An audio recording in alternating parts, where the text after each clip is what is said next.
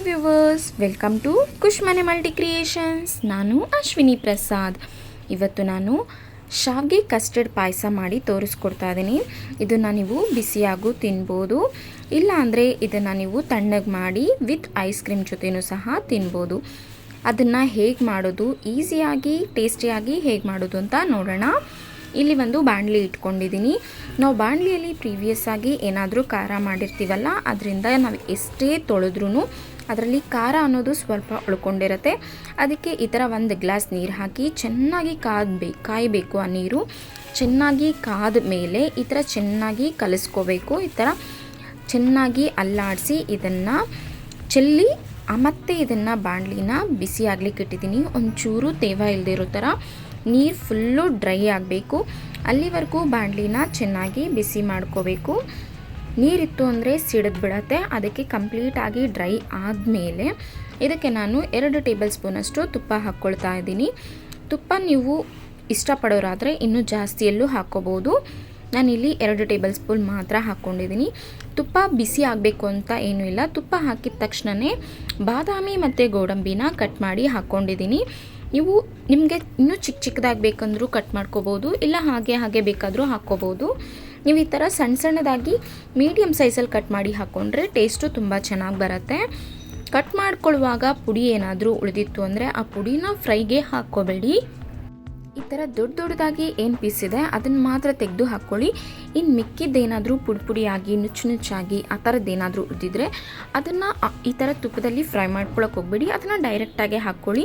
ಆ ಥರ ಫ್ರೈ ಮಾಡುವಾಗ ಹಾಕ್ಕೊಳ್ಳೋದಾದರೆ ನಿಮಗೆ ಅದು ಬೇಗ ಸೀದೋಗ್ಬಿಡತ್ತೆ. ಟೇಸ್ಟು ಬೇರೆಯೇ ಆಗೋಗುತ್ತೆ. ತಿನ್ನುವಾಗ ಅದು ಸೀದಿರೋ ಥರ ಸ್ಮೆಲ್ ಬಂದ್ಬಿಡತ್ತೆ.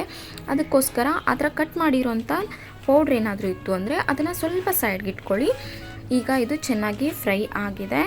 ಇದು ತುಪ್ಪದಲ್ಲಿ ಚೆನ್ನಾಗಿ ಫ್ರೈ ಸ್ವಲ್ಪ ಆದ ಮೇಲೇ ನೀವು ದ್ರಾಕ್ಷಿ ಹಾಕ್ಕೋಬೇಕು. ನಾನಿಲ್ಲಿ 2 ಥರ ದ್ರಾಕ್ಷಿ ಹಾಕ್ಕೊಳ್ತಿದ್ದೀನಿ.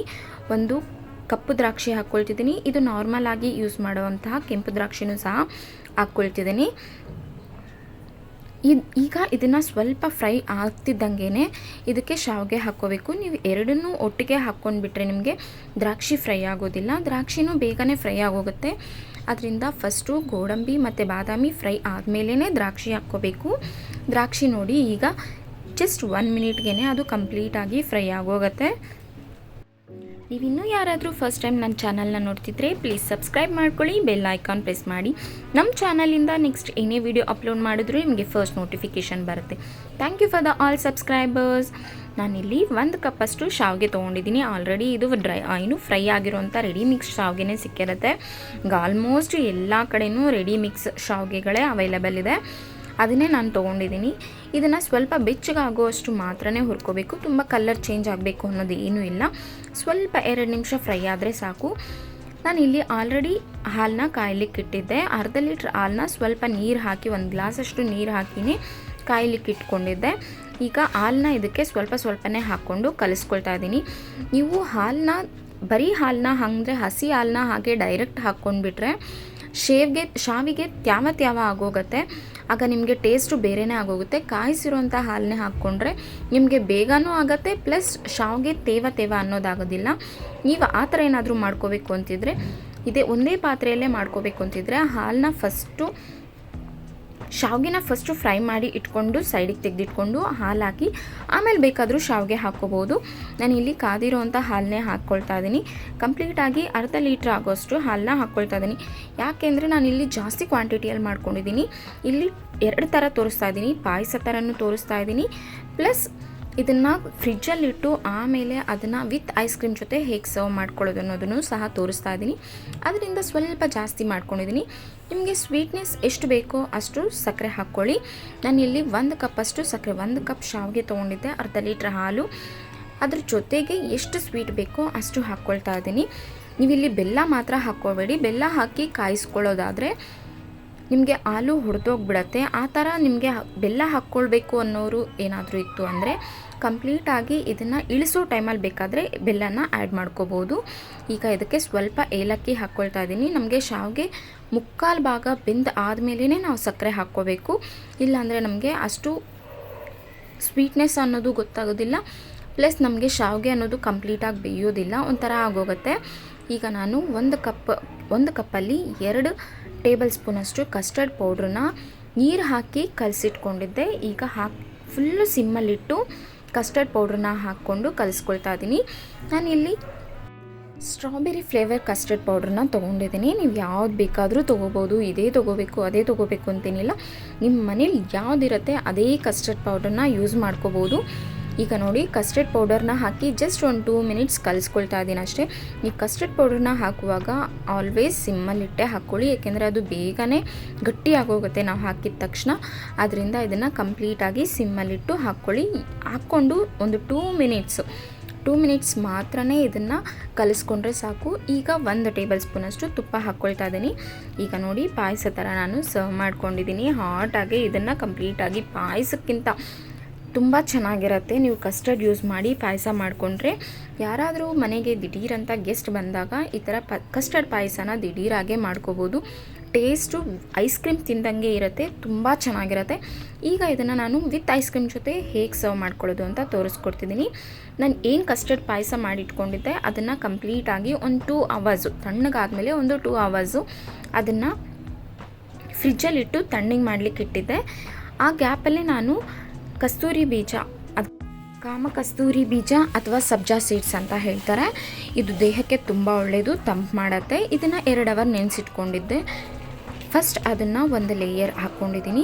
ಈಗ ತಣ್ಣಗೆ ಏನಾಗಿತ್ತು ಶಾವಿಗೆ ಕಸ್ಟರ್ಡ್ ಪಾಯಸ ಅದನ್ನು ಹಾಕ್ಕೊಳ್ತಾ ಇದ್ದೀನಿ. ಅದನ್ನು ನೀವು ಹೀಗೆ ಹಾಕ್ಕೋಬೇಕು ಹಾಗೆ ಹಾಕ್ಕೋಬೇಕು ಅಂತಿಲ್ಲ. ನನಗೆ ಗ್ಲಾಸಲ್ಲಿ ಆಲ್ರೆಡಿ ಡಿಸೈನ್ ಇರೋದ್ರಿಂದ ಕಾಣಿಸ್ತಿಲ್ಲ, ಅದು ಲೇಯರ್ ಹಾಕಿದ್ರೆ ತುಂಬ ಚೆನ್ನಾಗಿ ಕಾಣಿಸುತ್ತೆ.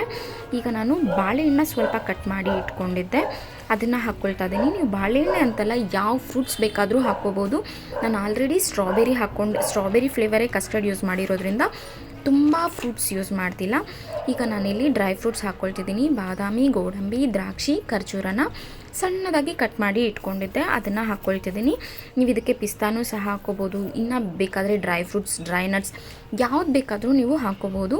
ಪ್ಲಸ್ ಇದ್ರ ಮೇಲೆ ನಾನು ಮತ್ತೆ ಸ್ವಲ್ಪ ಸಬ್ಜಾ ಸೀಡ್ಸ್ನ ಹಾಕ್ಕೊಳ್ತಾ ಇದ್ದೀನಿ. ನೆನೆಸಿಟ್ಕೊಂಡಿರೋಂಥದ್ದನ್ನೇ ಹಾಕ್ಕೊಳ್ತಾ ಇದ್ದೀನಿ. ನೀವು ಯಾವ ಥರ ಬೇಕಾದ್ರೂ ಸರ್ವ್ ಮಾಡ್ಕೋಬೋದು. ಇದನ್ನು ನೋಡಿ ನಾನಿಲ್ಲಿ ಒಂದು ಗ್ಲಾಸ್ಗೆ ಕಲರ್ಫುಲ್ಲಾಗಿ ಮಕ್ಕಳು ಇಷ್ಟಪಡೋ ಥರ ಹಾಕ್ಕೊಳ್ತಾ ಇದ್ದೀನಿ. ನನಗೆ ಗ್ಲಾಸು ಪ್ಲೇನ್ ಇದ್ದಾಗ ತುಂಬ ಚೆನ್ನಾಗಿ ಕಾಣಿಸುತ್ತೆ. ಈಗ ಮತ್ತೆ ಇದ್ರ ಮೇಲೆ ಶಾವಿಗೆನ ಸ್ವಲ್ಪ ಹಾಕ್ಕೊಳ್ತಾ ಇದ್ದೀನಿ. ನಾನು ಫಸ್ಟೇ ರೆಡಿ ಮಾಡಿ ಫ್ರಿಜ್ಜಲ್ಲಿಟ್ಟಿದ್ದೆ ಕಸ್ಟರ್ಡ್ ಶಾವಿಗೆ, ಅದನ್ನು ಹಾಕ್ಕೊಳ್ತಾ ಇದ್ದೀನಿ.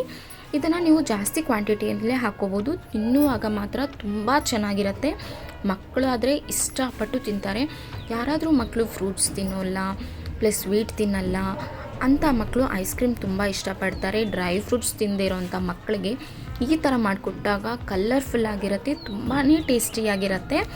ಈ ಥರ ಮಾಡಿಕೊಡಿ. ನೀವು ಇನ್ನೂ ಯಾವ್ದು ಬೇಕಾದರೂ ಫ್ರೂಟ್ಸ್ ಯೂಸ್ ಮಾಡ್ಬೋದು. ಇದಕ್ಕೆ ದಾಳಿಂಬೆ, ಆ್ಯಪಲ್ ಏನು ಬೇಕಾದರೂ ಹಾಕ್ಕೋಬೋದು, ತುಂಬ ಚೆನ್ನಾಗಿರುತ್ತೆ.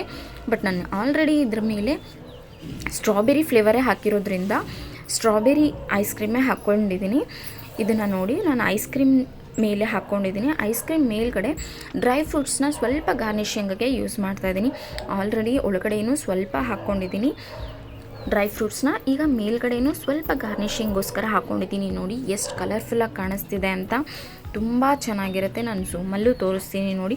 ನನಗೆ ಗ್ಲಾಸಲ್ಲಿ ಡಿಸೈನ್ ಇಲ್ಲ ಅಂದಿದ್ದರೆ ಇನ್ನೂ ಸಕ್ಕತ್ತಾಗಿ ಕಾಣಿಸಿರೋದು, ಬಟ್ ಡಿಸೈನ್ ಇರೋದ್ರಿಂದ ಅಷ್ಟು ನನಗೆ ಕ್ಲಿಯರಾಗಿ ಕಾಣಿಸ್ತಿಲ್ಲ ವಿಡಿಯೋದಲ್ಲಿ. ನೀವು ಒಂದ್ಸಲ ಮನೇಲಿ ಮಾಡಿ ನೋಡಿ, ಮಕ್ಕಳು ತುಂಬ ಅಂದರೆ ತುಂಬ ಇಷ್ಟಪಟ್ಟು ತಿಂತಾರೆ. ವೆದರ್ ಚೇಂಜ್ ಆಗ್ತಿರೋದ್ರಿಂದ ನೀವು ಹಾಟಾಗಿ ಬೇಕಾದರೂ ಮಾಡಿಕೊಡ್ಬೋದು, ಇಲ್ಲ ಈ ಥರ ಕೋಲ್ಡ್ ಆಗಬೇಕಾದ್ರೂ ಮಾಡಿ ಕೊಡ್ಬೋದು. ನೋಡಿ ಝೂಮಲ್ಲಿ ತೋರಿಸ್ತಿದ್ದೀನಿ ಎಷ್ಟು ಚೆನ್ನಾಗಿ ಎಷ್ಟು ಕಲರ್ಫುಲ್ಲಾಗಿ ಕಾಣಿಸ್ತಿದೆ ಅಂತ. ಈ ರೆಸಿಪಿ ನಿಮಗೇನಾದರೂ ಇಷ್ಟ ಆಯಿತು ಅಂದರೆ ನೀವು ಮನೆಯಲ್ಲಿ ಒಂದು ಸಲ ಟ್ರೈ ಮಾಡಿ ನೋಡಿ. ನೀವು ಟ್ರೈ ಮಾಡಿ ಈ ರೆಸಿಪಿ ಹೇಗೆ ಬಂತು ಅಂತ ಕಮೆಂಟ್ ಮೂಲಕ ತಿಳಿಸಿ. ಇನ್ನೂ ಯಾರಾದರೂ ಫಸ್ಟ್ ಟೈಮ್ ನನ್ನ ಚಾನಲನ್ನು ನೋಡ್ತಿದ್ರೆ ಸಬ್ಸ್ಕ್ರೈಬ್ ಮಾಡಿ, ಬೆಲ್ ಐಕಾನ್ ಪ್ರೆಸ್ ಮಾಡಿ. ಈ ವಿಡಿಯೋ ಇಷ್ಟ ಆಗಿದ್ದರೆ ನಿಮ್ಮ ಫ್ಯಾಮಿಲಿ ಆ್ಯಂಡ್ ಫ್ರೆಂಡ್ಸ್ ಜೊತೆನೂ ಸಹ ಶೇರ್ ಮಾಡಿ. Thank you for all subscribers and thank you for watching this video.